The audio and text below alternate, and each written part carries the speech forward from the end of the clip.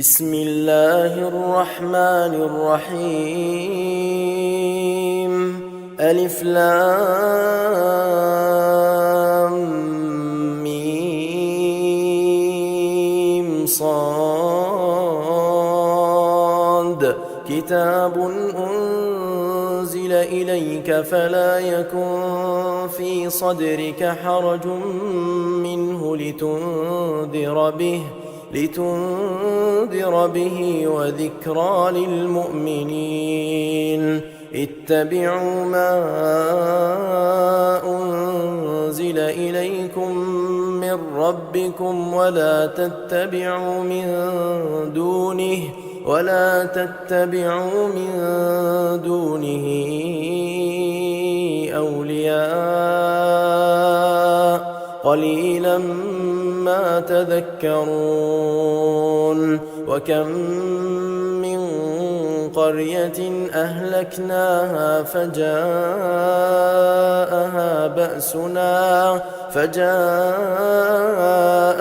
بأسنا بياتا أو هم قائلون فما كان دعواهم إذ جاءهم بأسنا إلا أن قالوا إنا كنا ظالمين فلنسألن الذين أرسل إليهم ولنسألن المرسلين فلنقصن عليهم بعلم وما كنا غائبين والوزن يومئذ الحق فمن ثقلت موازينه فأولئك هم المفلحون ومن خفت موازينه فأولئك الذين خسروا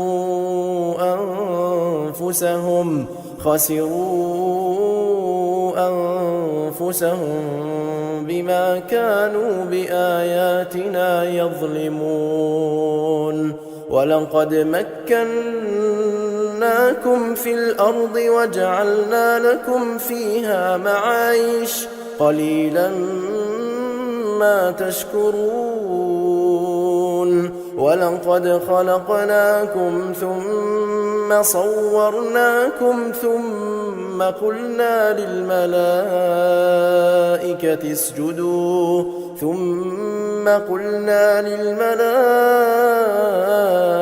اسجدوا لآدم فسجدوا إلا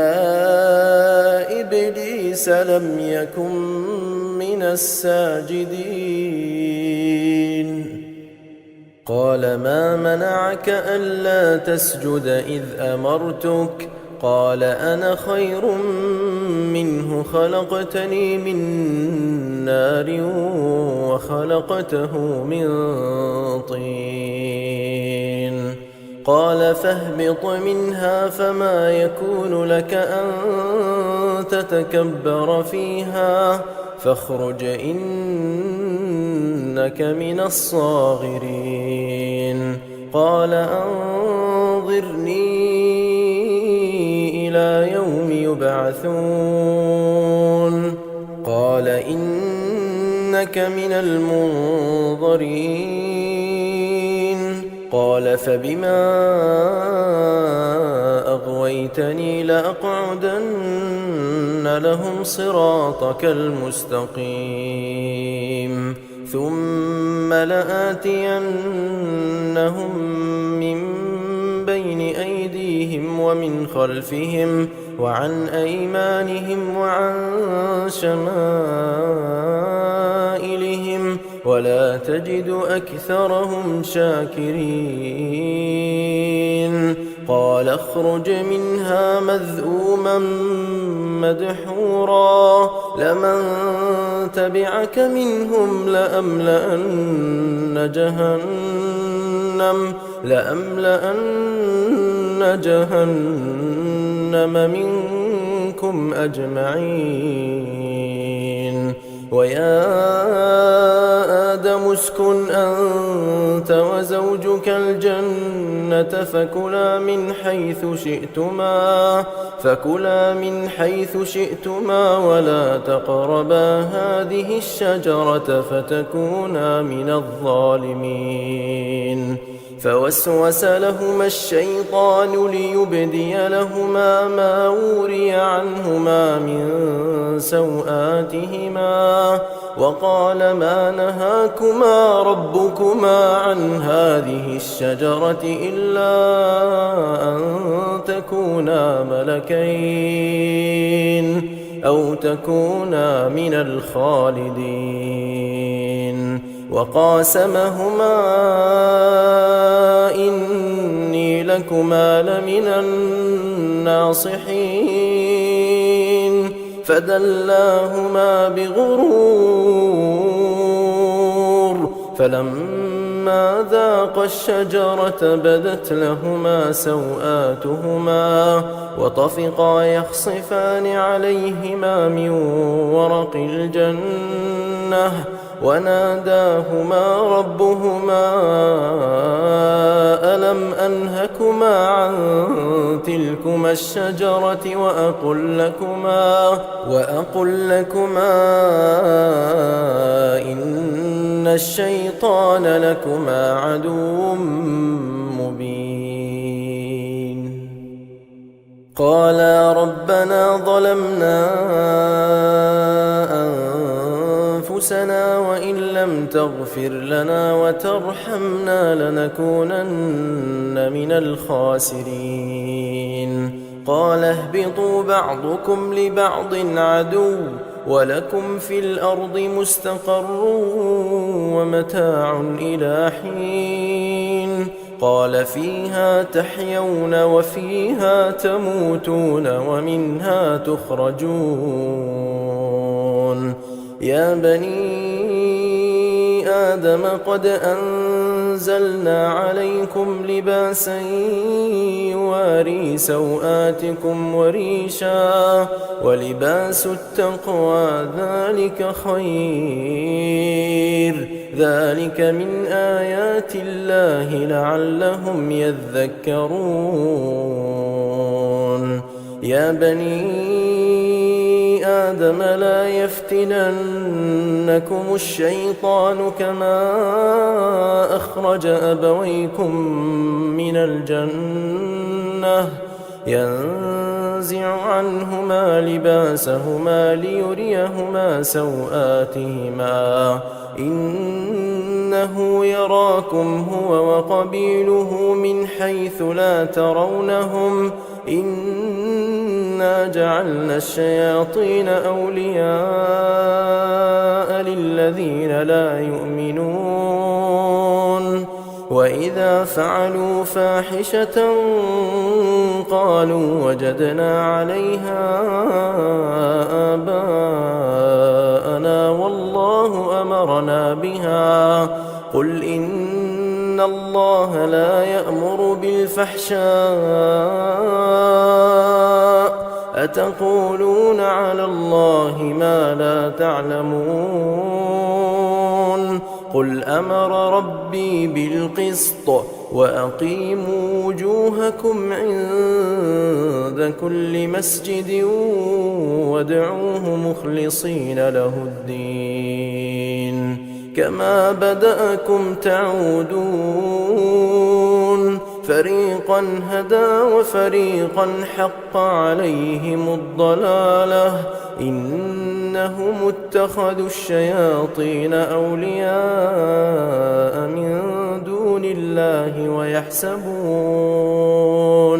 ويحسبون أنهم مهتدون. يا بني آدم خذوا زينتكم عند كل مسجد وكلوا واشربوا ولا تسرفوا إنه إنه لا يحب المسرفين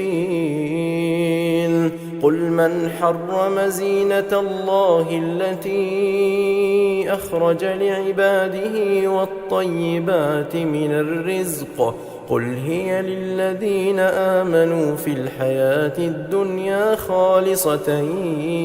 يوم القيامة كذلك نفصل الآيات لقوم يعلمون قل إنما حرم ربي الفواحش ما ظهر منها وما بطن والإثم والبغي بغير الحق وأن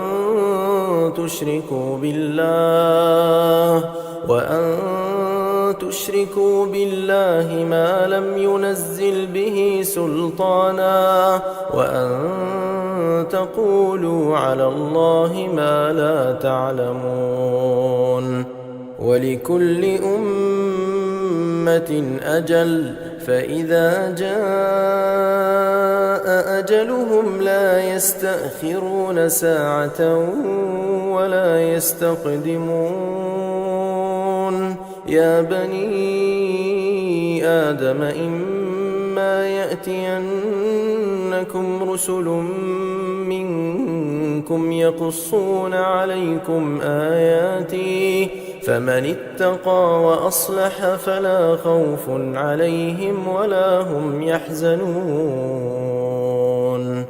والذين كذبوا بآياتنا واستكبروا عنها أولئك أصحاب النار هم فيها خالدون فمن أظلم ممن افترى على الله كذبا أو كذب بآياته أولئك ينالهم نصيبهم من الكتاب حتى إذا جاءتهم رسلنا يتوفونهم قالوا أين ما كنتم تدعون من دون الله قالوا ضلوا عنا وشهدوا على أنفسهم أنهم كانوا كافرين قال ادخلوا في أمم قد خلت من قبلكم من الجن والإنس في النار كلما دخلت أمة لعنت أختها حتى إذا اداركوا فيها جميعا قالت أخراهم لأولاهم ربنا هؤلاء أضلونا فآتهم عذابا ضعفا من النار قال لكل ضعف ولكن لا تعلمون وقالت أولاهم لأخراهم فما كان لكم علينا من فضل فذوقوا العذاب بما كنتم تكسبون إن الذين كذبوا بآياتنا واستكبروا عنها لا تفتح لهم أبواب السماء ولا يدخلون الجنة حتى يلج الجمل في سم الخياط وكذلك نجزي المجرمين لهم من جهنم مهاد ومن فوقهم غواش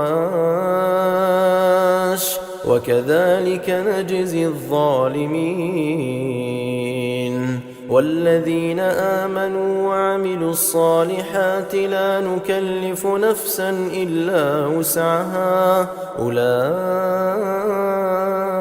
أصحاب الجنة هم فيها خالدون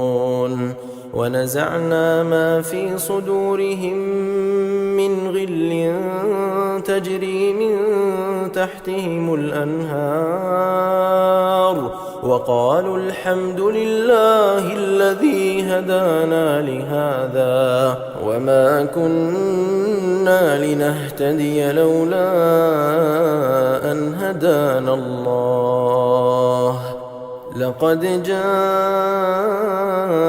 رسل ربنا بالحق ونودوا أن تلكم الجنة أورثتموها بما كنتم تعملون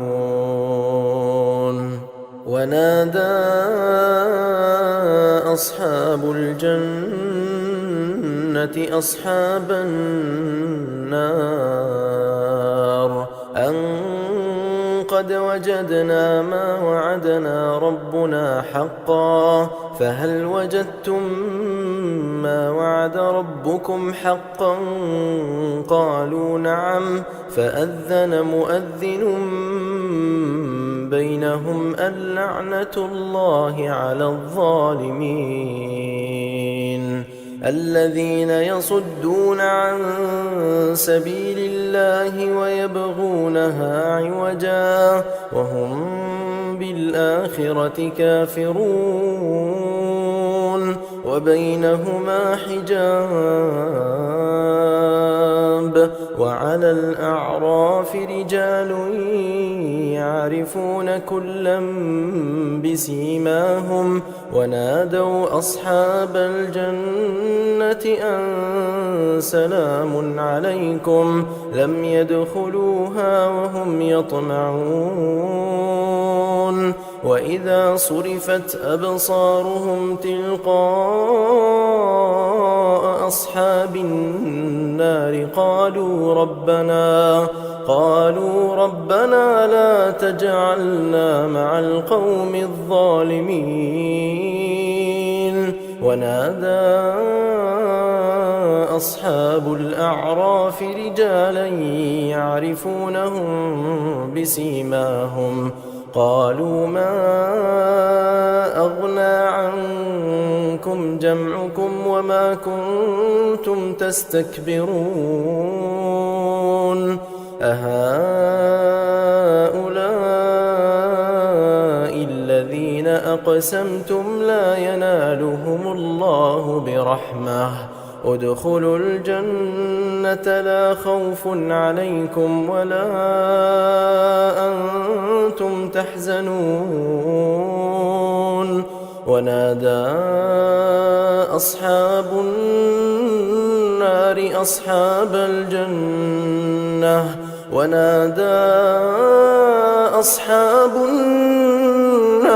أصحاب الجنة أن أفيضوا علينا من الماء أو مما رزقكم الله قالوا إن الله حرمهما على الكافرين الذين اتخذوا دينهم لهوا ولعبا وغرتهم الحياة الدنيا فاليوم ننساهم كما نسوا لقاء يومهم هذا وما كانوا بآياتنا يجحدون ولقد جئناهم بكتاب فصلناه على علم هدى ورحمة لقوم يؤمنون هل ينظرون إلا تأويله يوم يأتي تأويله يقول الذين نسوه من قبل قد جاءت رسل ربنا بالحق فهل لنا من شفعاء فيشفعوا لنا أو نرد فنعمل غير الذي كنا نعمل قد خسروا أنفسهم وضل عنهم ما كانوا يفترون إن ربكم الله الذي خلق السماوات والأرض في 6 أيام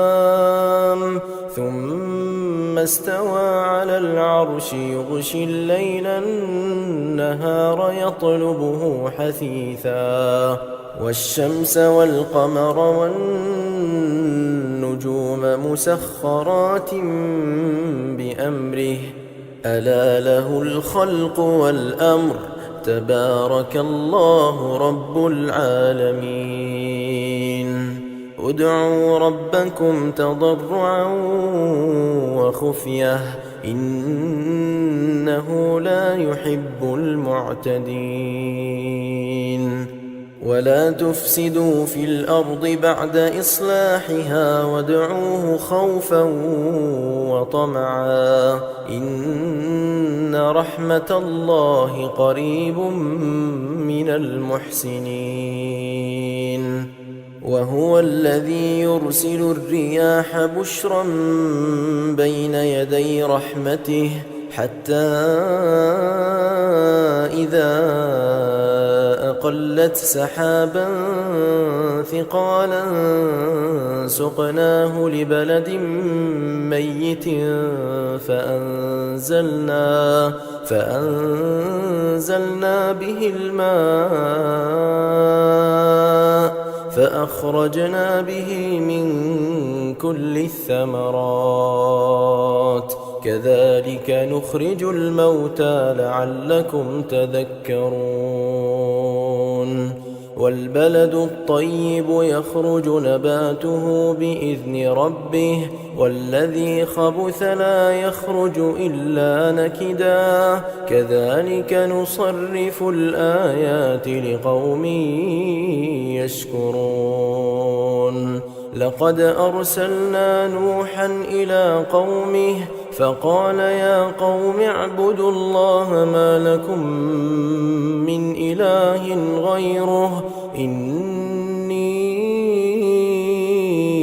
أخاف عليكم عذاب يوم عظيم قال الملأ من قومه إنا لنراك في ضلال مبين قال يا قوم ليس بي ضلالة ولكني رسول من رب العالمين أبلغكم رسالات ربي وأنصح لكم وأعلم من الله ما لا تعلمون أوعجبتم أن جاءكم ذكر من ربكم على رجل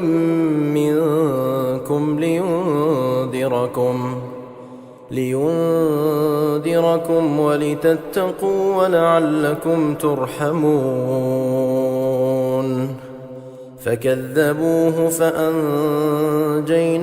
والذين معه في الفلك وأغرقنا الذين كذبوا بآياتنا إنهم كانوا قوما عمين وإلى عاد أخاهم هودا قال يا قوم اعبدوا الله ما لكم من إله غيره أفلا تتقون قال الملأ الذين كفروا من قومه إنا لنراك في سفاهة وإنا لنظنك من الكاذبين قال يا قوم ليس بي سفاهة ولكني رسول من رب العالمين أبلغكم رسالات ربي وأنا لكم ناصح أمين أوعجبتم أن جاءكم ذكر من ربكم على رجل منكم لينذركم واذكروا إذ جعلكم خلفاء من بعد قوم نوح وزادكم في الخلق بسطة فاذكروا آلاء الله لعلكم تفلحون قالوا أجئتنا لنعبد الله وحده ونذر ما كان يعبد آباؤنا فأتنا بما تعدنا إن كنت من الصادقين قال قد وقع عليكم من ربكم رجس وغضب أتجادلونني في أسماء سميتموها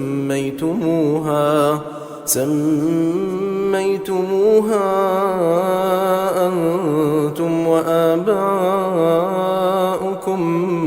ما نزل الله بها من سلطان فانتظروا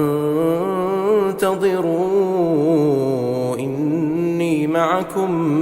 من المنتظرين فأنجيناه والذين معه برحمة منا وقطعنا دابر الذين كذبوا بآياتنا وما كانوا مؤمنين وإلى ثمود أخاهم صالحا قال يا قوم اعبدوا الله ما لكم من إله غيره قد جاءتكم بينة من ربكم هذه ناقة الله لكم آية فذروها تأكل في أرض الله ولا تمسوها بسوء فيأخذكم عذاب أليم واذكروا إذ جعلكم خلفاء من بعد عاد وبوأكم في الأرض تتخذون من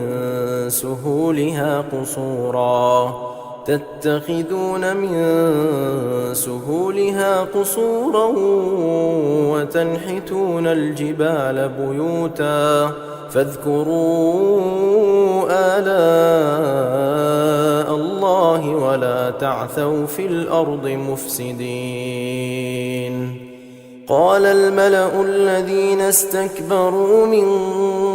قومه للذين استضعفوا لمن آمن منهم أتعلمون أن صالحا مرسل من ربه قالوا إنا بما أرسل به مؤمنون قال الذين استكبروا إنا بالذي آمنتم به كافرون فعقروا الناقة وعتوا عن أمر ربهم وقالوا يا صالح ائتنا بما تعدنا إن كنت من المرسلين فأخذتهم الرجفة فأصبحوا في دارهم جاثمين فتولى عنهم وقال يا قوم لقد أبلغتكم رسالة ربي ونصحت لكم ولكن لا تحبون الناصحين. ولوطا إذ قال لقومه أتأتون الفاحشة ما سبقكم بها من أحد من العالمين إنكم لتأتون الرجال شهوة من دون النساء بل أنتم قوم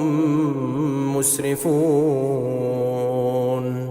وما كان جواب قومه إلا أن قالوا أخرجوهم من قريتكم إنهم أناس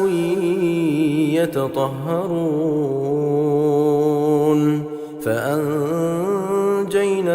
وأهله إلا امرأته كانت من الغابرين.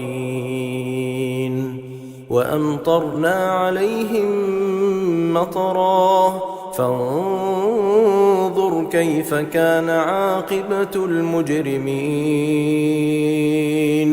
وإلى مدين أخاهم شعيبا قال يا قوم اعبدوا الله ما لكم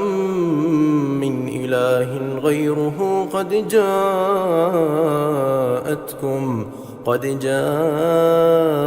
جاءتكم بينة من ربكم فأوفوا الكيل والميزان ولا تبخسوا الناس أشياءهم ولا تفسدوا في الأرض بعد إصلاحها ذلكم خير لكم إن كنتم مؤمنين. ولا تقعدوا بكل صراط توعدون وتصدون عن سبيل الله من آمن به وتبغونها عوجا واذكروا إذ كنتم قليلا فكثركم وانظروا كيف كان عاقبة المفسدين. وإن كان طائفة منكم آمنوا بالذي أرسلت به وطائفة لم يؤمنوا فاصبروا حتى يحكم الله بيننا وهو خير الحاكمين.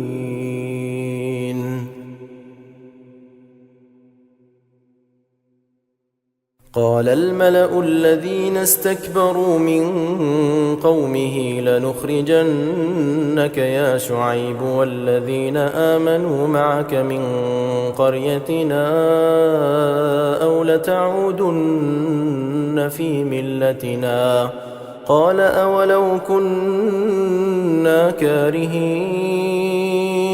قد افترينا على الله كذبا إن عدنا في ملتكم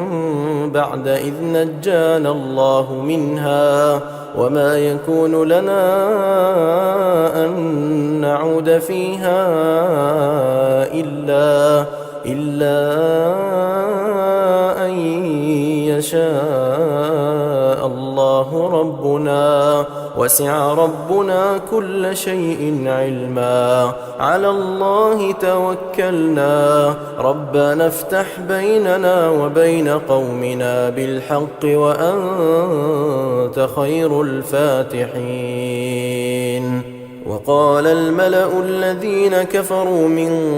قومه لئن اتبعتم شعيبا إنكم إذا لخاسرون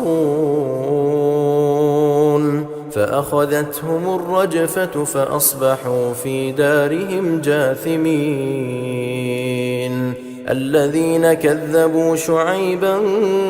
كأن لم يغنوا فيها الذين كذبوا شعيبا كانوا هم الخاسرين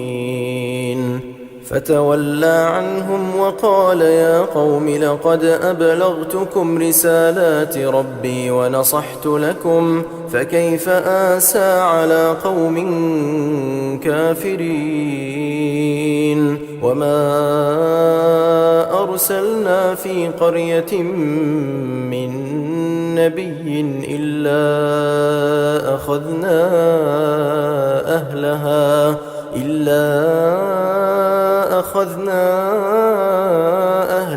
بالبأساء والضراء لعلهم يضرعون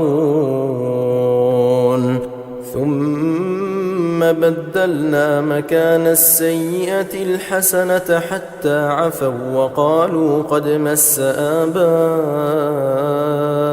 الضراء والسراء فأخذناهم بغتة وهم لا يشعرون ولو أن أهل القرى آمنوا واتقوا لفتحنا عليهم بركات من السماء والأرض ولكن كذبوا فأخذناهم بما كانوا يكسبون أفأمن أهل القرى أن يأتيهم بأسنا بياتا وهم نائمون أوأمن أهل القرى أن يأتيهم بأسنا ضحى وهم يلعبون أفأمنوا مكر الله فلا يأمن مكر الله إلا القوم الخاسرون أولم يهد للذين يرثون الأرض من بعد أهلها أن لو نشاء أصبناهم بذنوبهم ونطبع على قلوبهم فهم لا يسمعون تلك القرى نقص عليك من أنبائها ولقد جاءتهم رسلهم بالبينات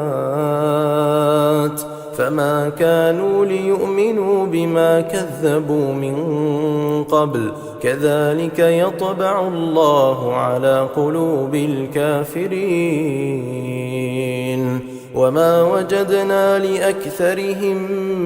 من عهد وإن وجدنا أكثرهم لفاسقين ثم بعثنا من بعدهم موسى بآياتنا إلى فرعون وملئه فظلموا بها فانظر كيف كان عاقبة المفسدين وقال موسى يا فرعون إني رسول من رب العالمين حقيق على ألا أقول على الله إلا الحق قد جئتكم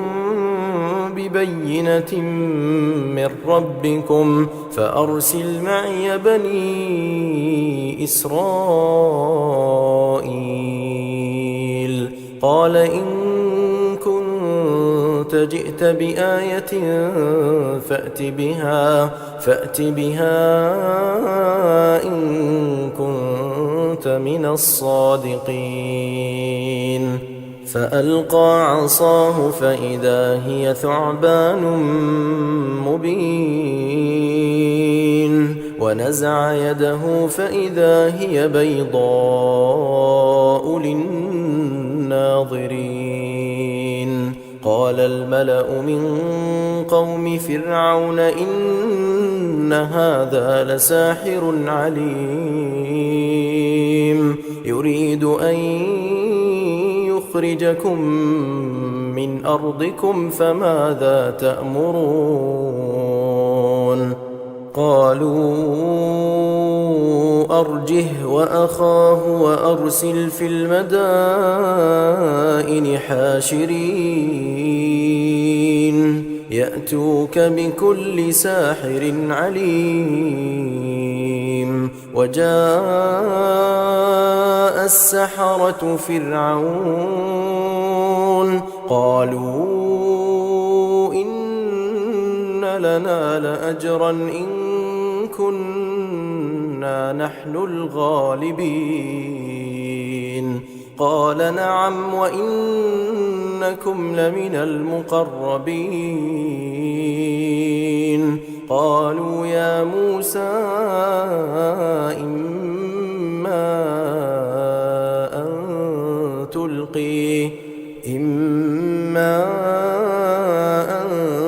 تلقي وإما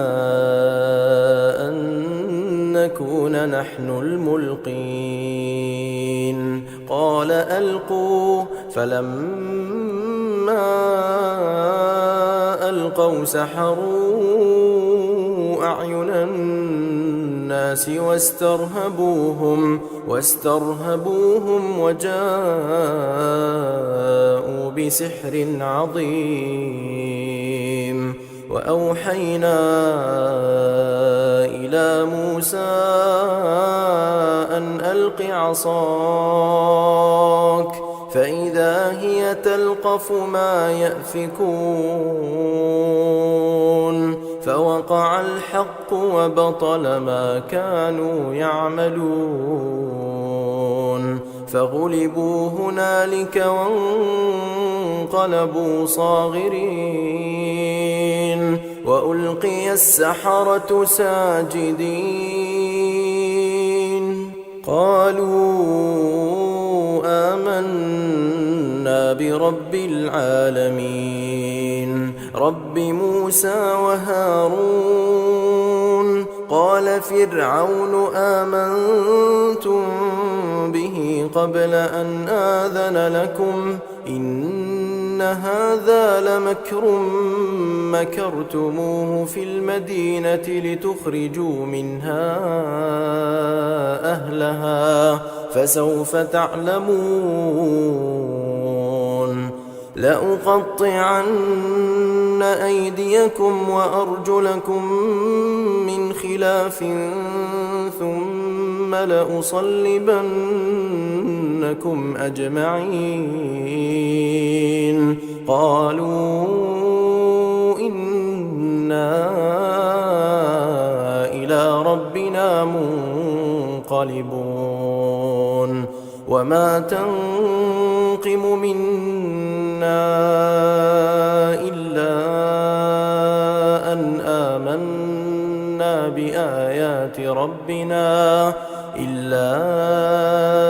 أن آمنا بآيات ربنا لما جاءتنا ربنا أفرغ علينا صبرا وتوفنا مسلمين وقال الملأ من قوم فرعون أتذر موسى وقومه ليفسدوا في الأرض ويذرك وآلهتك قال سنقتل أبناءهم ونستحيي نساءهم وإنا فوقهم قاهرون قال موسى لقومه استعينوا بالله واصبروا إن الأرض لله يورثها من يشاء من عباده والعاقبة للمتقين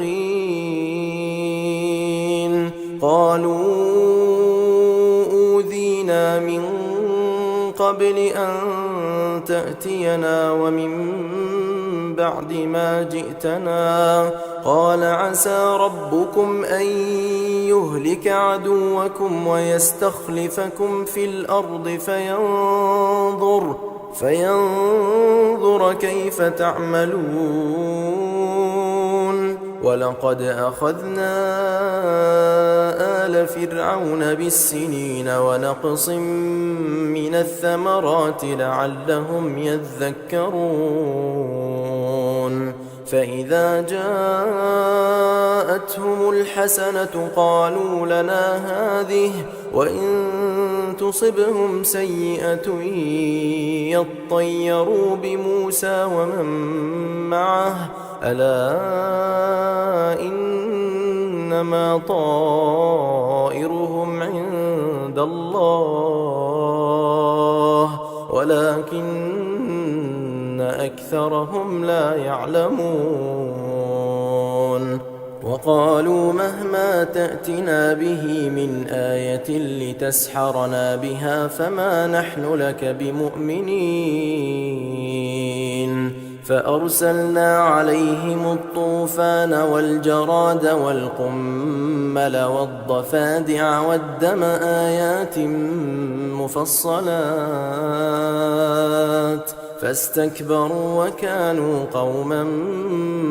مجرمين. ولما وقع عليهم الرجز قالوا يا موسى ادع لنا ربك بما عهد عندك لئن كشفت عنا الرجز لنؤمنن لك ولنرسلن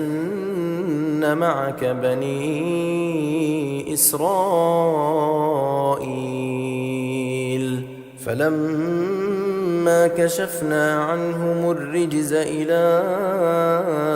أجل هم بالغوه إذا هم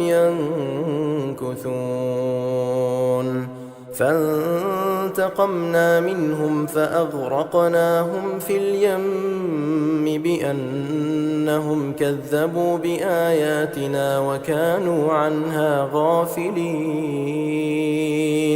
وأورثنا القوم الذين كانوا يستضعفون مشارق الأرض ومغاربها التي باركنا فيها وتمت كلمة ربك الحسنى على بني إسرائيل بما صبروا ودمرنا ما كان يصنع فرعون وقومه وما كانوا يعرشون. وجاوزنا ببني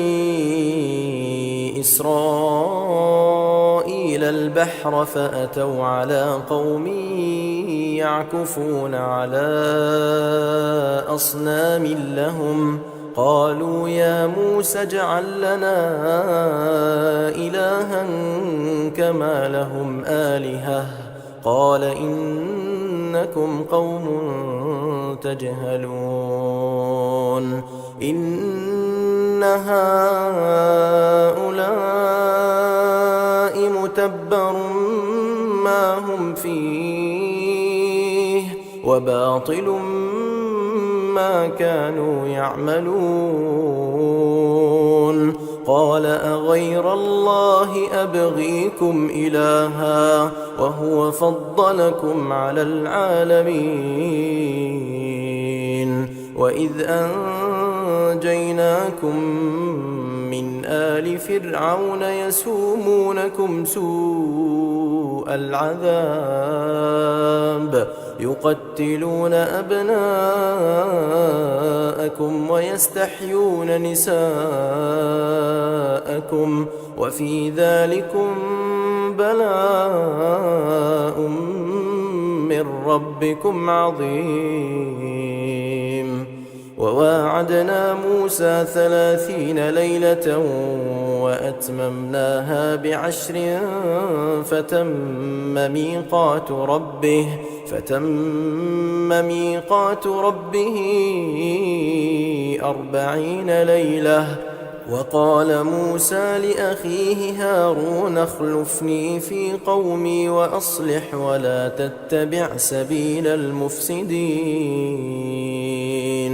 ولما جاء موسى لميقاتنا وكلمه ربه قال رب أرني أنظر إليك. قال لن تراني ولكن انظر إلى الجبل فإن استقر مكانه فسوف تراني. فلما تجلى ربه للجبل جعله دكا وخر موسى صعقا. فلما أفاق قال سبحانك تبت إليك وأنا أول المؤمنين. قال يا موسى إني اصطفيتك على الناس برسالاتي وبكلامي فخذ ما آتيتك وكن من الشاكرين. وكتبنا له في الألواح من كل شيء موعظة وتفصيلا لكل شيء فخذها بقوة وأمر قومك يأخذوا بأحسنها سأريكم دار الفاسقين. سأصرف عن آياتي الذين يتكبرون في الأرض بغير الحق وإن يروا كل آية لا يؤمنوا بها وإن يروا سبيل الرشد لا يتخذوه سبيلا وإن يروا سبيل الغي يتخذوه سبيلا. ذلك بأنهم كذبوا بآياتنا وكانوا عنها غافلين. والذين كذبوا بآياتنا ولقاء الآخرة حبطت أعمالهم هل يجزون إلا ما كانوا يعملون. واتخذ قوم موسى من بعده من حليهم عجلا جسدا له خوار ألم يروا أنه لا يكلمهم ولا يهديهم سبيلا اتخذوه وكانوا ظالمين. ولما سقط في أيديهم ورأوا أنهم قد ضلوا قالوا لئن لم يرحمنا ربنا ويغفر لنا لنكونن من الخاسرين. ولما رجع موسى إلى قومه غضبان أسفا قال بئس ما خلفتموني من بعدي أعجلتم أمر ربكم. وألقى الألواح وأخذ برأس أخيه يجره إليه قال ابن أم إن القوم استضعفوني وكادوا يقتلونني فلا تشمت بي الأعداء ولا تجعلني مع القوم الظالمين.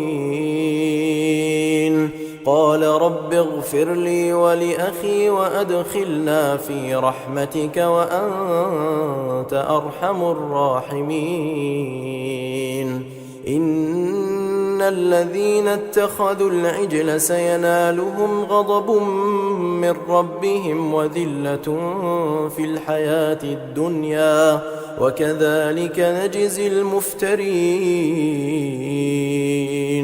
والذين عملوا السيئات ثم تابوا من بعدها وآمنوا إن ربك من بعدها لغفور رحيم. ولما سكت عن موسى الغضب أخذ الألواح وفي نسختها هدى ورحمة للذين هم لربهم يرهبون. واختار موسى قومه 70 رجلا لميقاتنا، فلما أخذتهم الرجفة قال رب لو شئت أهلكتهم من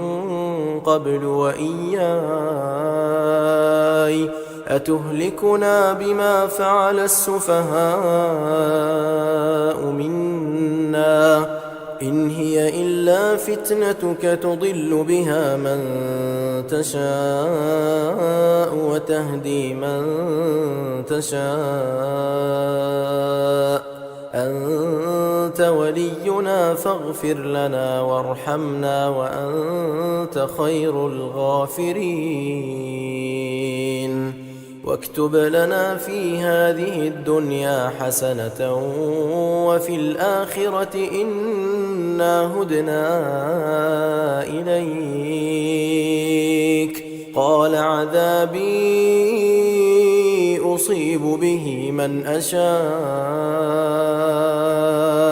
ورحمتي وسعت كل شيء فسأكتبها للذين يتقون ويؤتون الزكاة والذين هم بآياتنا يؤمنون. الذين يتبعون الرسول النبي الأمي الذي يجدونه مكتوبا عندهم في التوراة والإنجيل يأمرهم بالمعروف وينهاهم عن المنكر ويحل لهم الطيبات ويحرم عليهم الخبائث ويضع عنهم إصرهم والأغلال التي كانت عليهم. فالذين آمنوا به وعزروه ونصروه واتبعوا النور الذي أنزل معه أولئك هم المفلحون. قل يا أيها الناس إني رسول الله إليكم جميعا الذي له ملك السماوات والأرض لا إله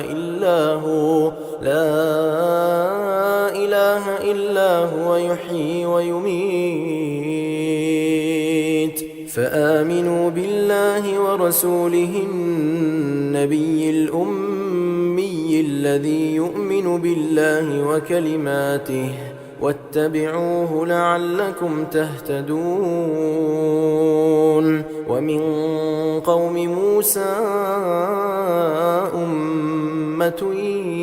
يهدون بالحق وبه يعدلون. وقطعناهم 12 أسباطا أمما وأوحينا إلى موسى إذ استسقاه قومه أن اضرب بعصاك الحجر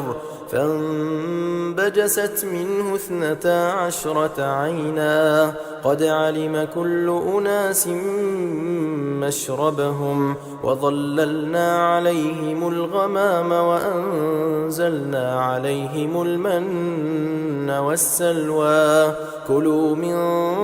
طيبات ما رزقناكم وما ظلمونا ولكن كانوا أنفسهم يظلمون. وإذ قيل لهم اسكنوا هذه القرية وكلوا منها حيث شئتم وقولوا حطة وادخلوا الباب سجدا نغفر لكم خطيئاتكم سنزيد المحسنين. فبدل الذين ظلموا منهم قولا غير الذي قيل لهم فأرسلنا عليهم رجزا من السماء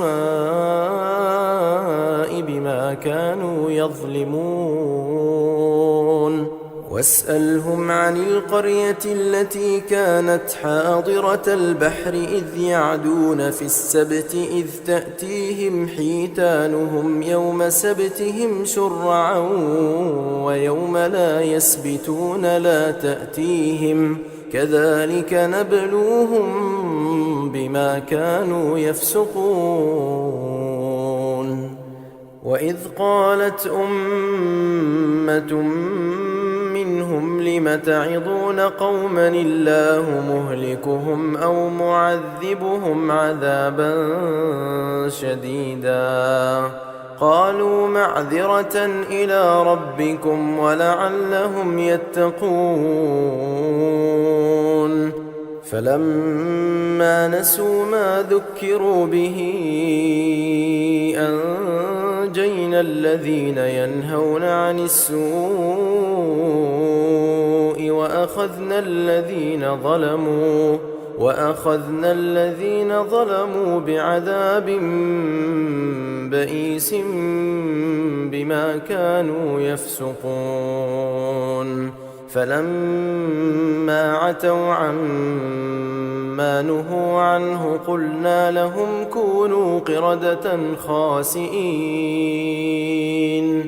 وإذ تأذن ربك ليبعثن عليهم إلى يوم القيامة من يسومهم سوء العذاب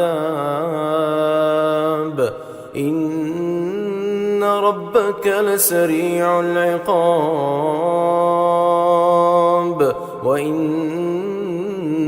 لغفور رحيم. وقطعناهم في الأرض أمما منهم الصالحون ومنهم دون ذلك وبلوناهم بالحسنات والسيئات لعلهم يرجعون. فخلف من بعدهم خلف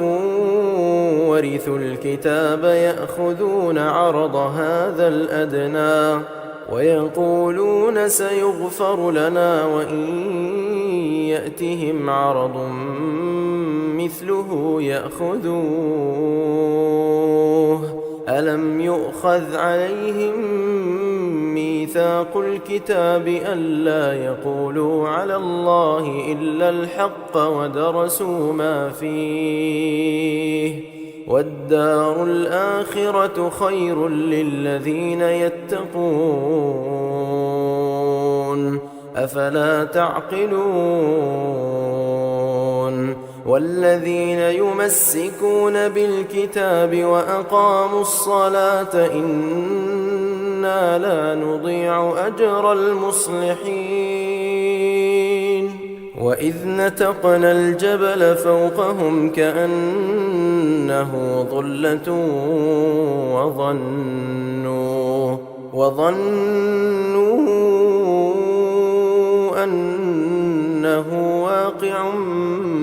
بهم خذوا ما آتيناكم بقوة واذكروا ما فيه لعلكم تتقون. وإذ أخذ ربك من بني آدم من ظهورهم ذريتهم وأشهدهم على أنفسهم ألست بربكم قالوا بلى شهدنا أن تقولوا يوم القيامة إنا كنا عن هذا غافلين أو تقولوا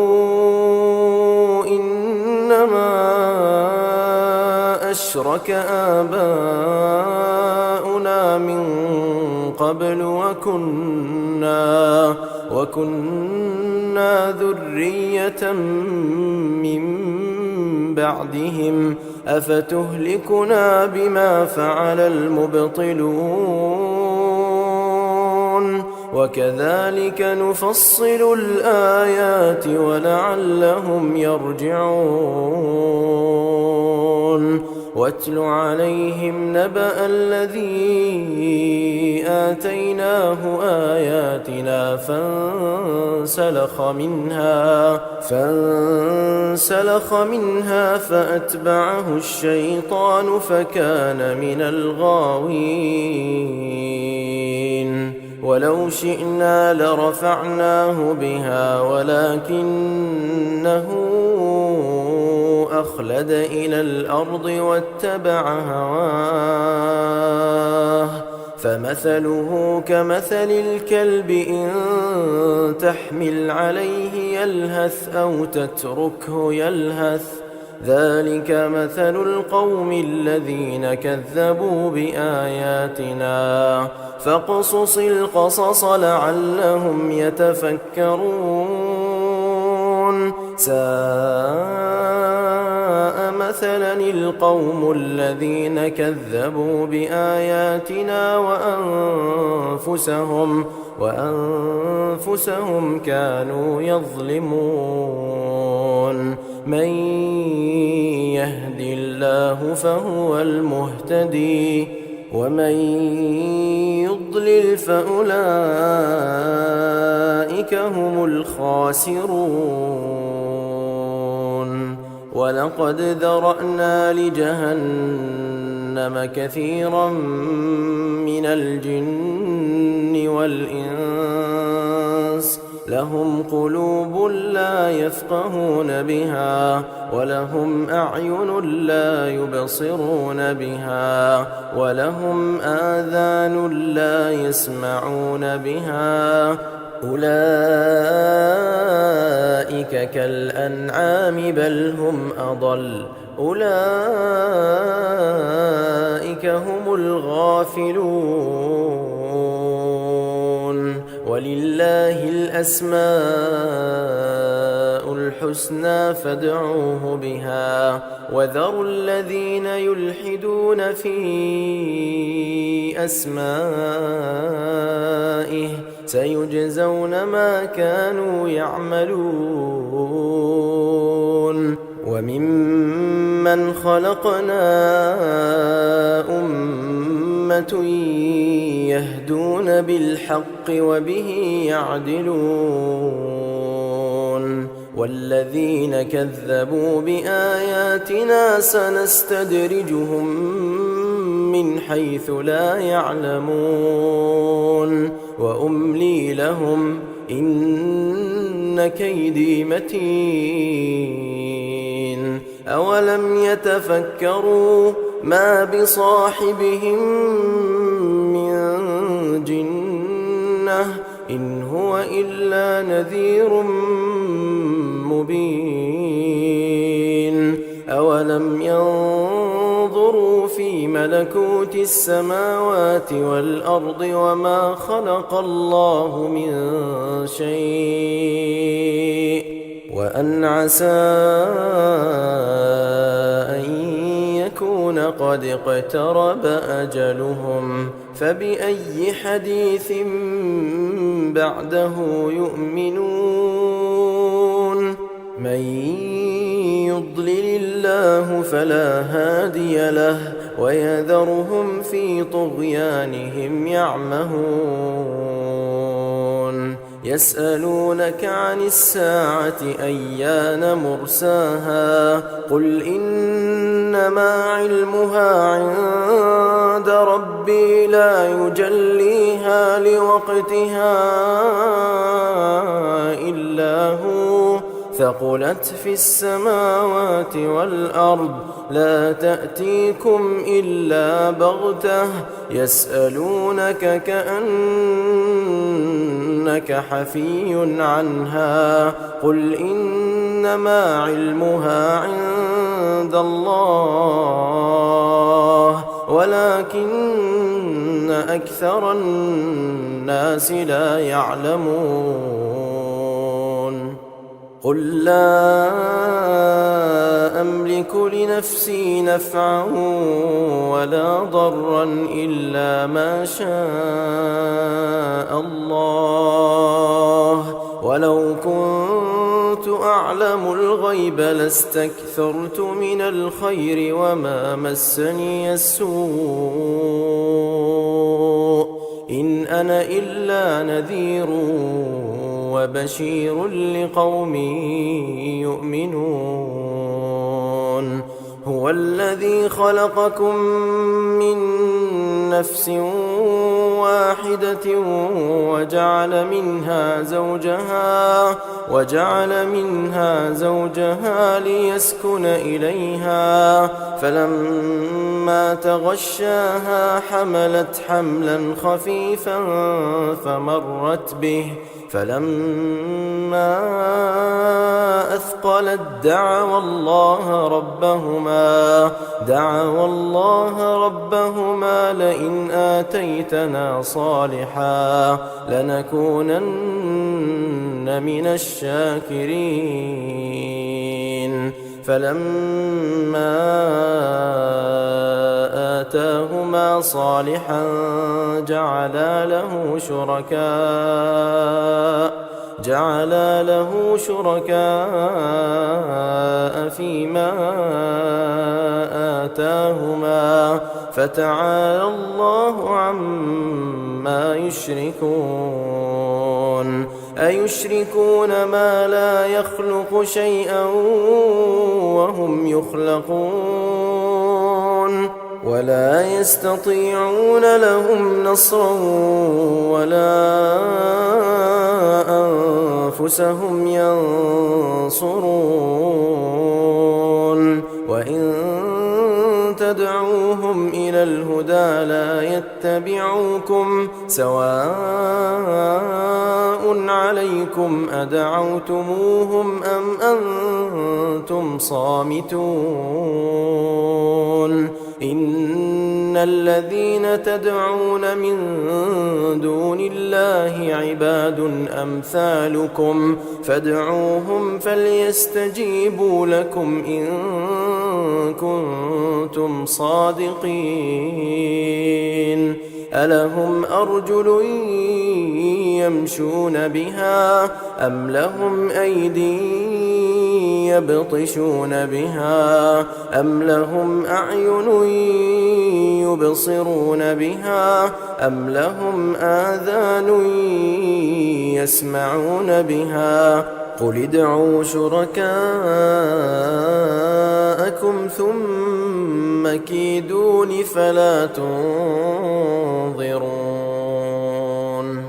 إن وليي الله الذي نزل الكتاب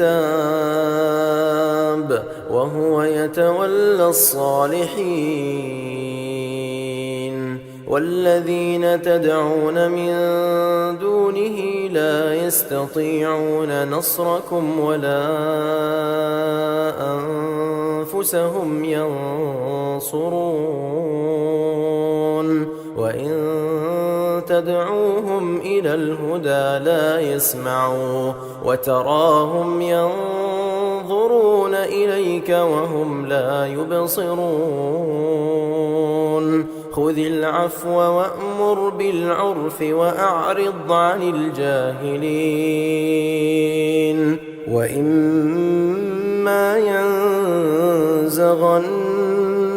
من الشيطان نزغ